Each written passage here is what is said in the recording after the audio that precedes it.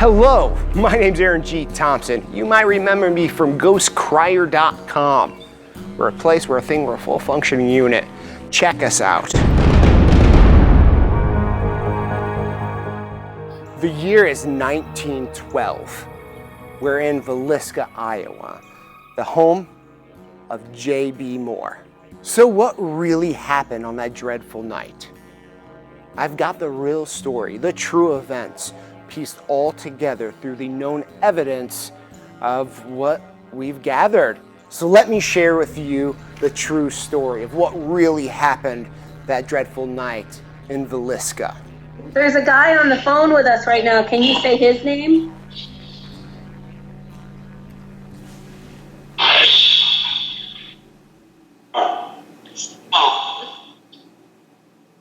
His name is Aaron.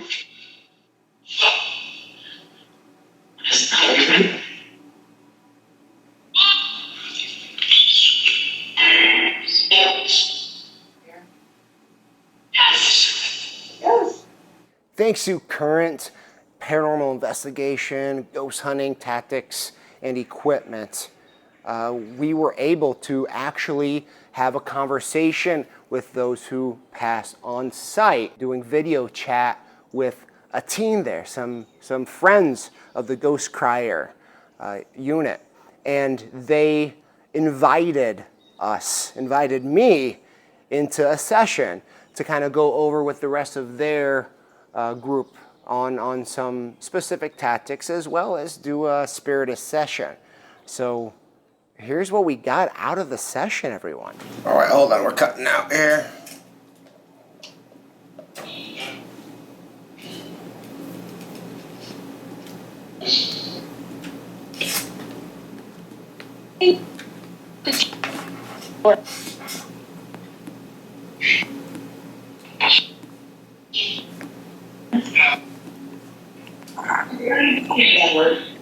No, I don't think so. Ask him if he said the word. You didn't just swear, did you? Aaron. Oh, no, it wasn't me. After the carnival that was presented at the local church there, where the Moors hosted, there was this individual, kind of a short, Weasley-looking guy. He was a reverend, Reverend George Kelly, a traveling reverend. He would get worked where he can and where he could speak. Small gentleman, even compared, side by side with his wife, you see the size difference. So he potentially could have, kind of a little bit of a small man mentality, right? He wants to be bigger than what he is, though he is the voice of God, being a reverend. So with that in mind, he was a great speaker when he spoke. When he didn't speak, he has shady eye syndrome, if that's a thing, right? He wasn't very trustworthy. His eyes kind of shifted and people got wrong vibes off of him. And later on, we found out that he was, ultimately, he was a pervert. And specifically, he was a pedophile. He liked young women, and he would ask them to do specific duties while wearing no clothes at all. It definitely got back around, and the police started looking at him after the fact. And this is about 5 years after the murder even took place. Let's go over some of the evidence pieces. These are factual. These are known on the scene, and they can be taken in with this overall true story of what happened there at Villisca. Facts that can't be taken away really from this story, because these are what were documented at the time. They're exact. The big issue with this event, historically, it was a disaster after the fact. The murder happened. Hundreds of townsfolk were actually on site in the property before the cops were on site, the investigators were on site. Talk about contamination. So you got to take that in consideration as well. There's a lot of stories or versions of what should potentially happen. With the axe murder story, honestly, did anyone ever really buy the whole let's have a late event, invite some friends over and go to bed right away so someone can kill us one by one without anybody else reacting? Yeah, me neither. But I'm telling you, what the spirits of the deceased informed myself and this group that allowed me being a part of their session to really share their story and what happened.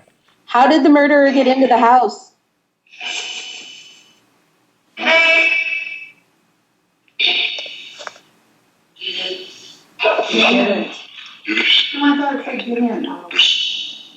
That evening, after the fact ended, it was about 8 o'clock, or maybe even a little after that. So it was nighttime on Sunday. And the Moores went back to their house. Of course, the kids are all there. They had 2 friends over as well. Well, later that night, close to midnight, there was a knock on the door. How did the killer know that there would be an accident bed?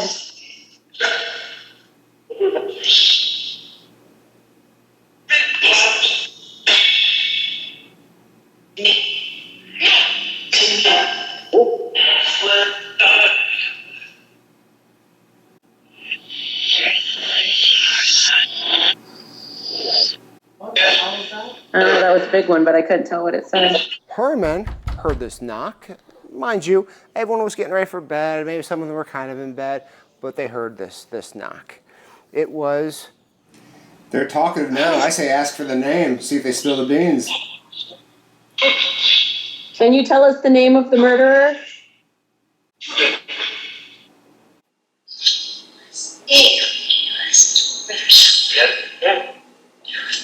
He can't hurt you any more than he already has. Can you tell us his name?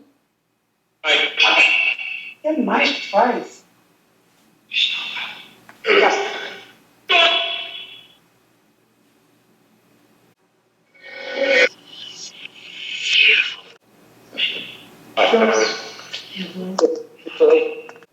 The Reverend Kelly at the door.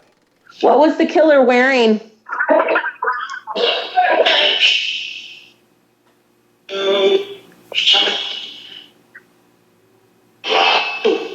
That's what. Black boots.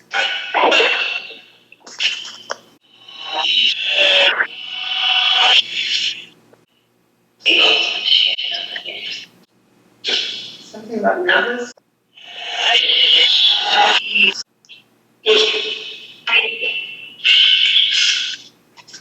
He had gifts he offered Herman to get inside. Did the Moores let the murderer in? Once Herman allowed him to get inside, at that point, he struck. Whether it was a knockout blow or if it was a kill shot, he struck. Well, this brought attention to the rest of the family. So quite a few of us get a really weird feeling in the pantry. What happened in the pantry that makes it feel so uncomfortable?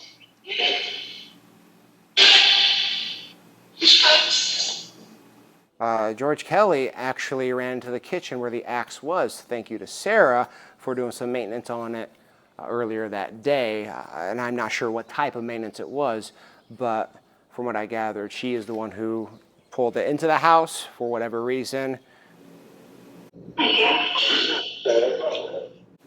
George Kelly saw it, he grabbed it, and he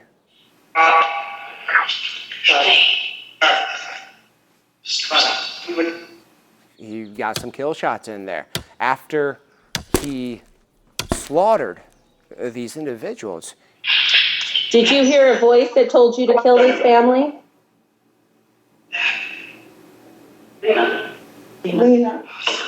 What'd you hear?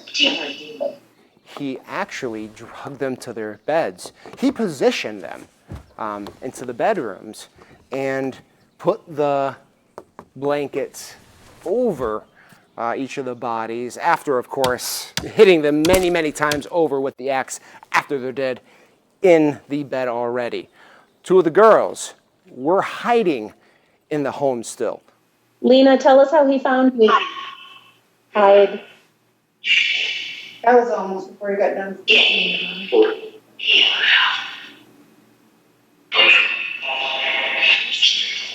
Interesting. How did he find you, Lena?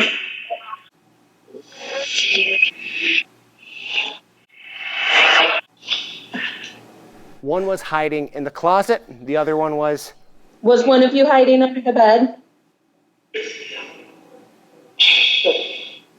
What?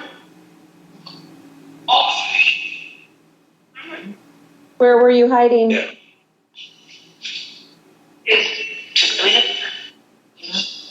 That was the little girls, Isla, I know. It said Isla. under the bed. Both found, both murdered. Lena was the older one. She was positioned, and some say, and most likely it happened, she was sexually assaulted on the bed.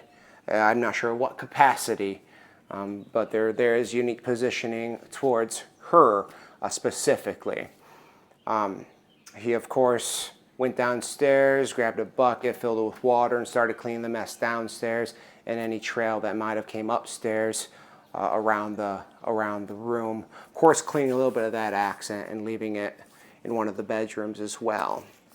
One of the shoes, Sarah's shoes, were actually found with blood on top and on the bottom of the shoe. And the shoe, mind you, was standing up. A lot of folks dismiss that, saying, you know, the axe murderer must have put it back up after the fact. Or she stepped in some blood. Natural as that. She wasn't originally in bed sleeping when the attacks happened. The motive was potentially, and I'm not sure if this was just a playful spirit voice or if this was another confession, that Kelly is absolutely the murderer. Were you hired to kill the family? It was a very clear question. Were you hired?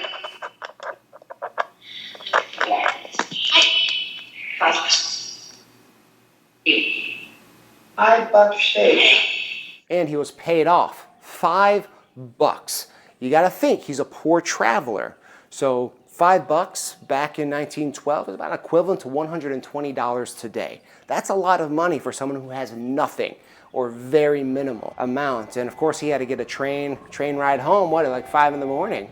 So this would sound like something that he may do, because he could have very well been convinced by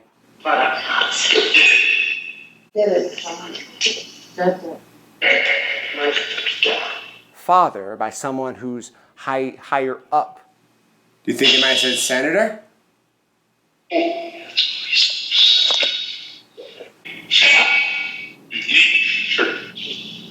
That the Moore family were actually demons. So he went in there with the psychology that he's going to slaughter demons. It's going to be righteous. So knocked on the door, presented the devil gifts. Devil accepted. Knockout punch. Cleaned out the house. Got paid. Left home. He knew facts of the event before anything was released. And it's funny how that was disregarded. So the facts are all there. You heard the confessions, everyone. The dead spoke with us. The Spiritus application that we use does not use real words. It would never be able to capture those type of responses. Goodbye, everybody.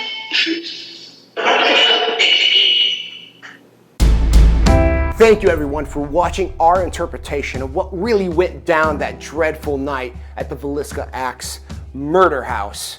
Now, I challenge you and any future group, investigator, to go to the site and utilize the information that you found on this video, because there's no doubt we've got direct responses. We're in the right direction. Whether I knocked it out of the park and gave the exact detail of what happened, the real true story.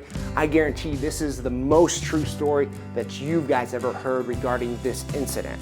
And you heard it right here.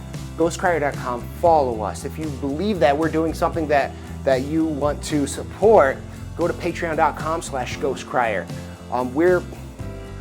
We're going to challenge the field. We're moving forward in a more professional, more career-oriented place without the overhead of TV producers, and give you legit, good scientific data and push the field that way.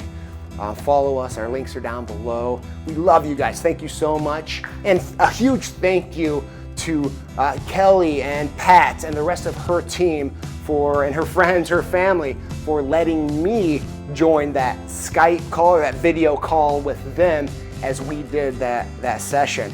It was an honor to be a part of that experience, and for them to really help all of us kind of put the pieces together, and hopefully soon we can close this case and let those souls rest. You know, they want to get their answers out.